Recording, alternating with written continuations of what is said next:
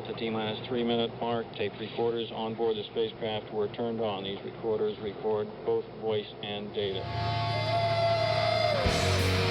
We have ignition sequence start. The engine's now building up to 7.7 million pounds of thrust. We have a launch commit, and we have a liftoff. Moving back. The Saturn V lifting off with power. You are listening to 105.9 FM The Radiator, WOMMLP Burlington, and now begins Rocket Shop Radio Hour. I'm your host, Abby BK, and tonight we have Jacob Green with us. How are you doing, Jacob? Good. How's it going? Great. So we usually like to kick off the show with a song. So Okay, what have cool. you got for us? Well, so usually when I live anywhere long enough, I've only been in Vermont about 4 years, I end up writing some type of local, regional songs. It's called the Green Mountain Blues.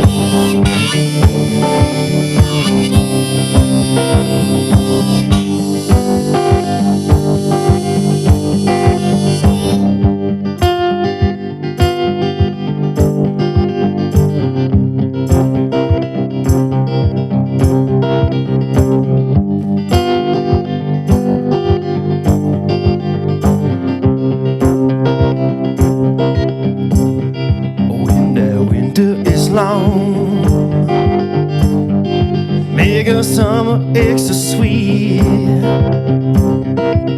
That cold wind blows strong.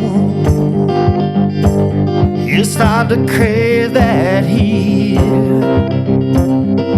Every place that I roam is such little concrete. Our Green Mountain home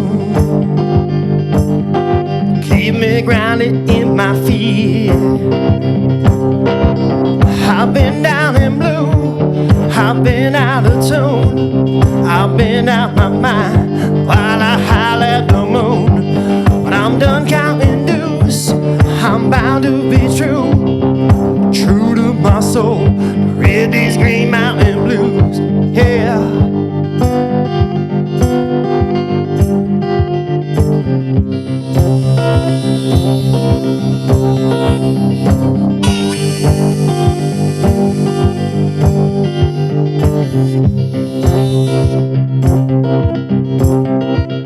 Way up on that hill, you can hear that wind moan. It gives you a chill, shivers down to your bones. But if you listen real still, you can hear a sacred tone. It's all in goodwill in my Green Mountain home, yeah. I've been down in blue, I've been out of tune, I've been out my mind while I holler at the moon. I'm done counting dues, I'm bound to be true, true to my soul. Read these Green Mountain Blues, yeah.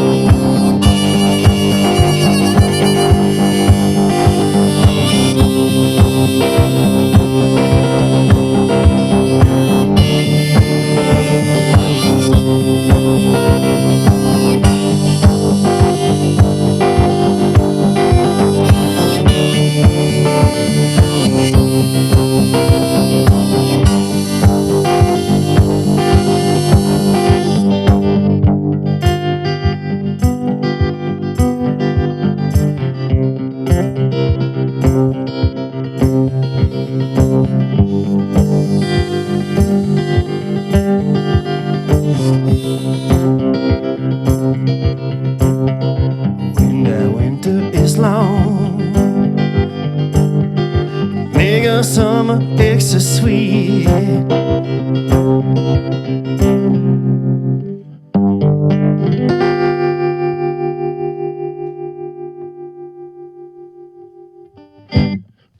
All right. Well, that was an awesome way to start off the show. Green Thank you. Mountain Blues was the name. Yep, it's a fairly new song. Awesome. So, can you kind of explain to us, when did you come to Vermont?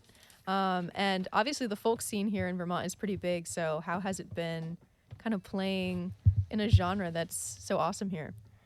It's been great. I moved here, let's see, the September 2017. My daughter was born in October 2017, so was kind of living all around the country for a while, the vagabond lifestyle. And so basically, you know, right before my daughter was born, I started to settle down a little bit.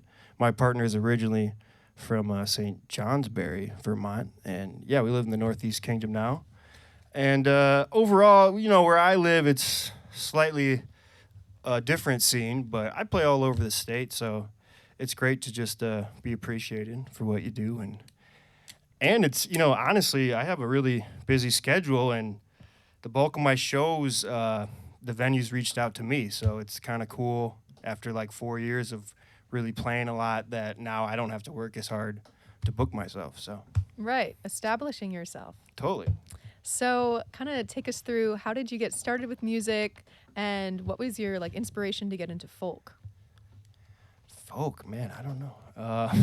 Well, I started music, technically I was like 10 years old. I used to play violin and orchestra, but I was not very good at it. I was really good at just kind of playing along, and, you know, I probably picked up some rhythm and whatnot, but I was never really good at learning through reading music, so better by my ear. And then I was about 14, I bought an electric guitar, was like big into punk and kind of rock at that point, and kind of was off and on the electric guitar for a while, nothing too serious. And then when I was, 20, 21, I got my first acoustic guitar, and that's when I just started writing way more like folk and blues, or overall kind of roots music and whatnot. And slowly I've taught myself like slide guitar or banjo sometimes, or mandolin, and I got a couple different cigar box guitars, which I'll be playing one of them later. So, and yeah, it's been a slow but natural progression, and basically since I was about 23, I'm 37 now, I was attempting to make a living at music, and I wasn't really successful at it till I became a one-man band, this whole setup, in about 2013 or 2014, somewhere around there. So. Gotcha. So, can you kind of explain your whole one-man band setup, because it's super cool. You're obviously like doing a lot at once, Totally. and obviously the people listening in can't see what we see. So, kind of take Right. us through like what your setup is and kind of how that all came to be too. Well, I've always liked certain one-man bands, like Xavier Rudd's a favorite. This cool guy named Juzzy Smith. They're both out of Australia, and I'm drawing a blank here. But yeah, my setup is I basically have this stomp box, which is 2x4s and plywood, and you know, you just put a little kick drum mic, has a little hole on the side, and that gives it that extra thump. I wear a foot tambourine on my left foot, so between the 2 feet, they're making a pretty simple beat. And I switch off between different string instruments, and I'll play different harmonicas for the lead parts and whatnot. And yeah, I mean, it can be challenging doing lead when you're doing so much at once, but you know, after so much of doing it, you just it becomes like a muscle memory. It's like riding a bike. So, and actually, that actually happens in the summer a lot. Like almost, the schedule slows down so much, you almost feel like you get rusty. And then as soon as you start playing a lot, it's like I don't have to think about really anything I'm doing anymore. So, yeah, I guess this will be the 9th year I've been doing a one-man band. So, Wow. no coincidence that's how I was able to make a living, you know, because, you know, you're solo and whatnot. I still play with a full band on occasion for bigger events and whatnot, but Yeah. yeah. So, do you kind of have a preference for like playing in your one-man band, or do you enjoy playing with your fuller band when you have the opportunity? Do you kind of have a preference there? I really enjoy both. I mean, there's when you play a great show as a one-man band, you're sharing the energy with the crowd. And so, like, when it's a really good show and you kind of know it's like you're the only one doing everything, it's a whole nother level of gratification or satisfaction. And with a full band, you're sharing the energy between the members. And, like, so for the most part, I play hopefully with good band members. So, we're making good music, sharing the energy. And then you can put on a whole nother type of set or show with a full band, obviously, with a lead guitar player, drums and what. The drummer can obviously do more than what I can do on the stomp box. But it really, I don't know. It's kind of relative to the show, but I definitely enjoy playing as a one-man band. And I really like doing, like, when I record songs, I do both versions of the same song. So it'll be like one-man band version, full band version, and then you kind of just release whatever's more appropriate for the song and whatnot. So Yeah, I was going to ask that. I was going to say, do you ever have a case scenario where there's like a song that you specifically just imagine or hear the sounds to be with the full band versus just playing solo, or do you typically do what you said and do, both versions? Yeah, definitely. I think overall, anything with like slide guitars and it's kind of more foot stomping blues sort of style, that usually normally is more one-man band. I probably have more blues as a solo act than with a band. Then with a band, it can be more folky or a little more rock and whatnot. So, I mean, I have some full band songs. It's like lead guitar, bass, drum, backup singers, piano, violin. Some of them like that. But I guess I only have so many like that. And I mean, I just love almost hearing the different versions for myself. But sometimes it's hard to choose, honestly. Yeah. What was the process of finding the other musicians to play behind you? Were those kind of people that kind of found you along the way? Were those people that you sought out specific sounds for the certain type of sound that you were going for? Honestly, I've been in quite a few bands over the years, different parts over the country and whatnot. But for the most part, we, just kind of both naturally heard of each other, or some have reached out to me, or sometimes same show will be in passing. But like one of the drummers I've been playing with, he went to high school with me. We've been playing together for like 20 years. So he lives in Wisconsin. So, but like anytime he comes out here, we'll like set up a whole weekend of shows and whatnot, kind of like a mini tour for the full band. And but for the most part, I've naturally just ran into them at the right time. I haven't had the best experience with connecting people online. Like, I'd rather kind of meet you in person first. Like, to me, it's like almost more important that you're a good person and you're going to play well. Like, how talented you are is kind of second to that. You know what I mean? Mm-hmm. Yeah, there's a sort of vetting process with that, I'm sure. Yeah, because, I mean, I've played with really incredible players who sometimes have a huge ego, and then other players who are kind of mediocre, but they really love the music. And they put like their heart and soul into it more when they play. And so I think I almost prefer that a little more, but sometimes you get both, Yeah. So. Well, great. We would love to hear another song. So cool. What have you got for us? Different guitar here. So I'm originally from Wisconsin. I haven't lived there in, I think it's 10 years now, but this is a song. This is an old song. It's on my latest album, but I revamped it. And it's just this kind of a straight blues song. And it's called I Need to Leave, but just a reference, I'm talking about my hometown and wanting to get out of there. So it's not autobiographical at the moment for Vermont or anything. So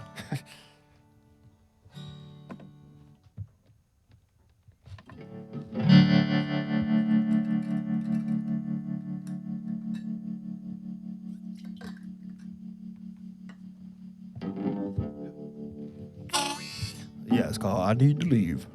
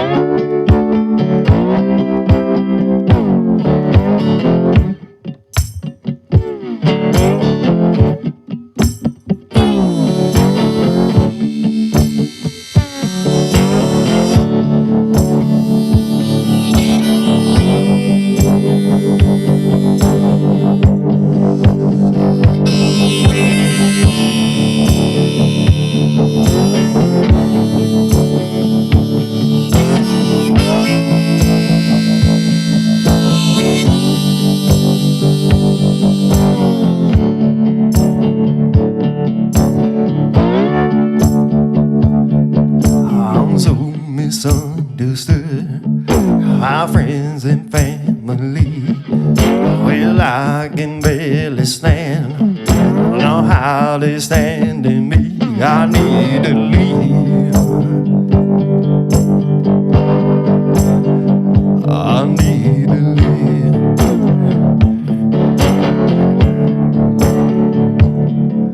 I see what I wanna see. Be who I'm gonna be. I need to leave.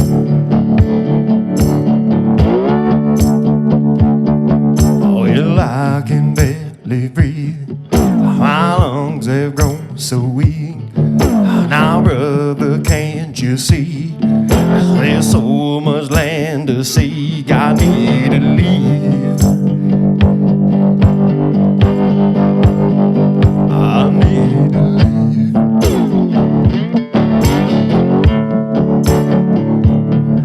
I'll be free as I wanna be. I'll see what I wanna see. I need to leave.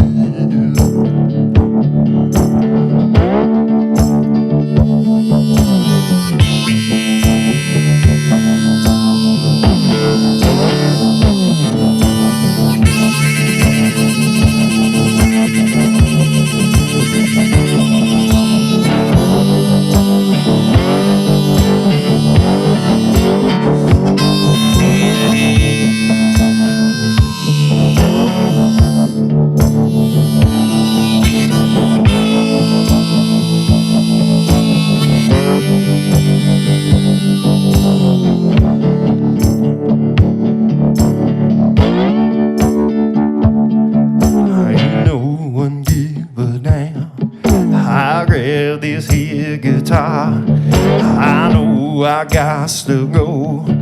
No matter how near or far, I need to leave. I need to leave.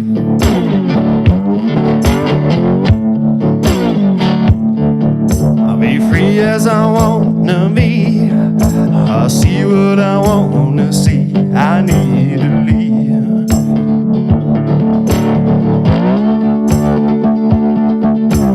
Rapid heartbeat from such anxiety. I love this city, but it's gonna be the death of me. I need to leave. I need to leave.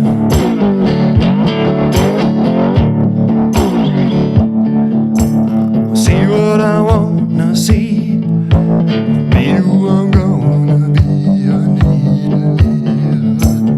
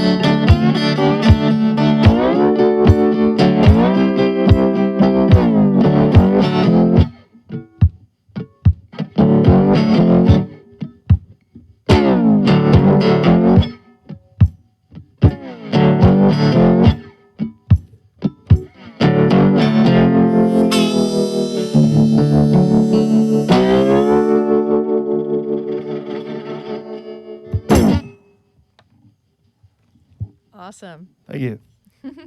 So, as you aforementioned, you recently just released a double album. And Yes. you kind of talked to us about that. So, I mean, I feel like just the idea of a double album is super unique. So, Totally. yeah, how'd you get the idea to do that? Um, so I've been wanting to put out like an all blues album or somewhat blues based because I could just get such a great response from my blues stuff. And again, there's like best of both worlds. I have a lot of full band blues stuff and a lot of one man band blues stuff, and so that's basically the album's called Coexistence, and it's kind of the coexistence of the first disc is all one man band, so that's all me, and then the second disc is all full band, and then when I put like digital singles out, you'll get the alternate versions, but the actual song Coexistence is more talking about how we need to coexist with each other a little better overall, hopefully. And so that's kind of the theme of it, and it's predominantly blues based, or my version of blues, I guess. It's kind of swampy rock or something, but yeah, that's the concept, I suppose. Yeah. So, what is your sort of songwriting process? Can you take us through that? Do you typically, write lyrics first? Do you kind of think of a tune? Do you start with your instruments? Predominantly, usually lyrics with a melody will come at very random times, sometimes very inconvenient times, especially like right before I go to bed, and I don't write it down and forget it forever. But yeah, overall, the lyrics and melody comes first, and then that is kind of shaping where the chord progression is going to go. But then other times, when I have an opportunity to just kind of like jam and improvise on my guitar, I'll like a lick so much that eventually I'll write lyrics or melody to it. But I basically learned like a long time ago, I just try never to like force any lyrics or the melody really. I just, when it's the music first, I just kind of like play it over and over until something comes out. And sometimes even like a verse and a chorus, like one verse and one chorus will all come at once. And then I won't finish the second verse or third till 6 months to 6 years later, just depending. Yeah. I just never try to force it.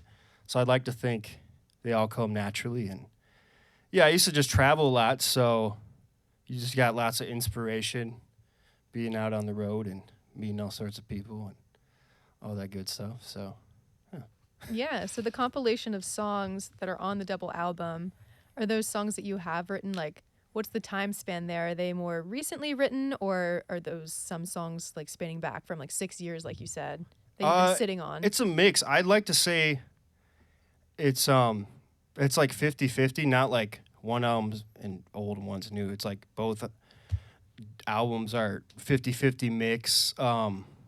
Yeah, at least half of it's like new, as in the last year or two written, and then some of them are, man, I think like one or two might be like 2009. But it's also like, because I used to kind of like put out too much material like in the moment, and so a lot of them like the one I just did, it's like a revamped version and something that to me is much more a professional version than I might have put out like many years ago, which there isn't really copies of or anything online anyways. So it's kind of going through that back catalog and seeing what's worth redoing, and then combined with whatever new songs have been written in the last year or two. But I'm trying to get to a point where I don't revamp anything old, and then I'm just only releasing new stuff. But I kind of have a problem having too many songs, but it's like 14 years of songwriting or something, so I don't know. It's not the worst problem to have. I know, right? So, Musician issues. But. Yeah, right. What is sort of your recording process nowadays? How did you record your double album? Did you go to a studio? Do you do any of that yourself? I did it all at my home studio, except for the full band album, I recorded all the drums at a professional studio, because I feel like with my home studio, like the one-man band setup, I got down really good. And overall, the full band, like almost everything but the drums. I mean, I probably could record them better, but when my buddy from Wisconsin, he came out here in 2019, we recorded, I think, 40 drum tracks. And it was like, some might make it, some might not. Sometimes I even like chop up stuff and turn it into a different song, but that's kind of rare for the studio stuff. But yeah, so it's all from my home studio. Gotcha. Yep. Is it sort of hard to know, I guess, like, which songs make the cut for the album? I feel like with the double album, you have a bit more freedom because, the idea can include more songs on there. Totally. But if you write a lot of songs, is that kind of a problem that you sometimes have? Like, you don't know which ones to release? Yeah, well, and like I said, I was trying to make this one blues based, so there's definitely like a handful of other songs that could have made it, and then like in the end, it just kind of. It also depends on like how they line up. You listen to them side by side and see what kind of flows the best. But I think that's always a challenge because what you think is your best song, your listeners could think it's your worst song, or they could think some other random song is your best song from what you put out, and that's definitely happened many times before. So I don't know. It's a gamble, but it's all good. Yeah, a calculated gamble, though. Totally, yes. So we would love to hear your third song for the night. So what have you got? This is in the style of a cigar box guitar. This is made by my buddy Mark May. He's out of Wisconsin too. And he actually gave me this guitar, so I guess he sponsored me in a way or something.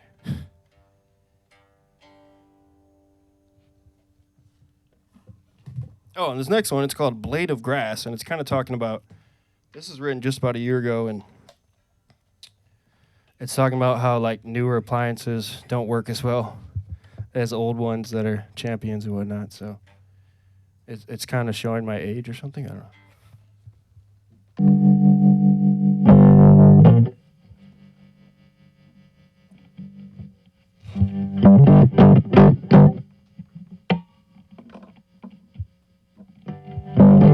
All right, you got Blade of Grass.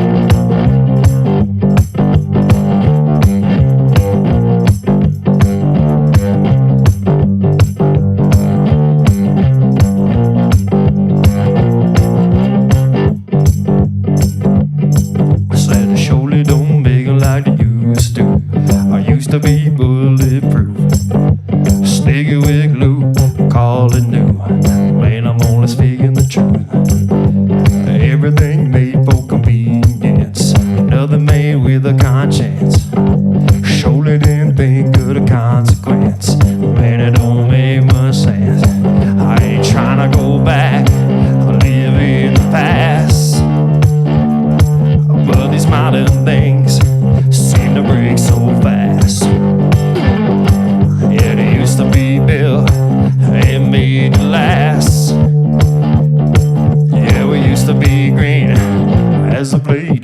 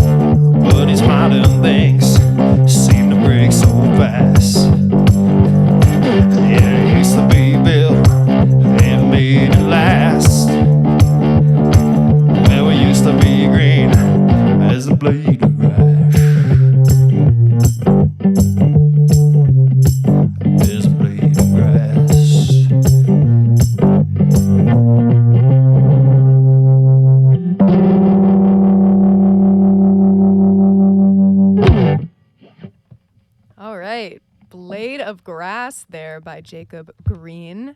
So, what are your next projects that you're working on? Are you playing this album out? Do you have some gigs lined up? Are you touring? What are you working on? Yeah, I have many gigs. I'm kind of booked till October as of now. Nice. I'm playing a local gig at Switchback on June 12th, and it's wish I could remember the time, but it's an afternoon gig, so it'll be outdoors hopefully, given the weather. And yeah, you can find all my shows at jacobgreenmusic.com, and there's like a gigs section and whatnot. And yeah, no tours really. I'm doing like a little mini tour in September down in Massachusetts, but nothing too crazy. I kind of go anywhere in like a 4-hour radius. I'll go to upstate New York, New Hampshire, occasionally Maine, occasionally Massachusetts. So mainly Vermont though. So I unfortunately have found plenty of places to play in the whole state. So Gotcha. Nice. Well, we also always give all of our artists the opportunity to really promote themselves. So besides just looking for your, locations and times for your gigs, is there anything else you'd like to say where we can find your music or anything of that kind of sort? Yeah, you can. All my stuff is in the digital world. I think my digital distributor goes to like 30 different stores or something, so you can pretty much find it on any streaming platform. And I'm always promoting my YouTube, which is Jacob Green Music Official, and pretty much almost to the point of monetizing that. So, and you can find me on Facebook, Instagram. I do some goofy stuff on TikTok and whatnot, but all that good stuff, Awesome. All of the platforms, right? Definitely. We Too love many it. sometimes, too many to keep up with, but I guess it comes with the job. So. Yeah, and the changing world of technology. And I guess I'll say this is like the third album I put out in like 3 years. So if you find me and you like it, there's a lot to listen to, I suppose. So There you go. Well, all of our listeners now have a task. There you go. All right. Well, what do you have for us for your last song? see if I got enough energy for this one. Oh, this is the title track. It's slightly different, but it's a one-man band on the album. So this is called Coexistence, and yeah, this is a little more upbeat version with the clear message that we got to find a way to coexist.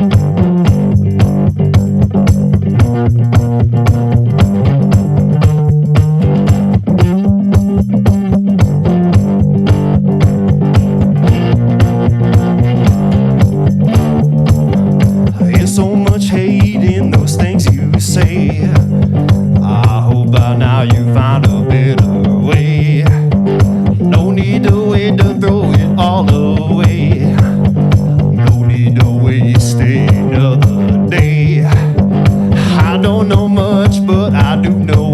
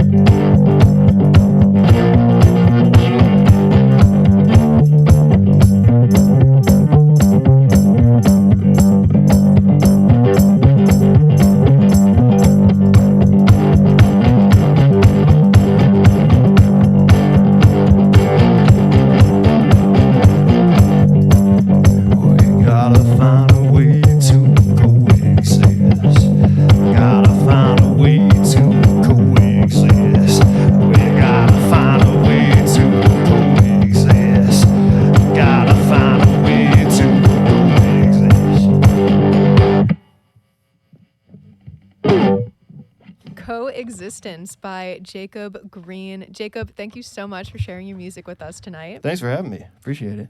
And just so all of our listeners know, there will not be Rocket Shop next week, but we will be back on June 8th with Autumn Chamberlain. This has been Rocket Shop Radio Hour on 105.9 FM, The Radiator, WOMMLP. I've been your host, Abby BK, and good night. Okay.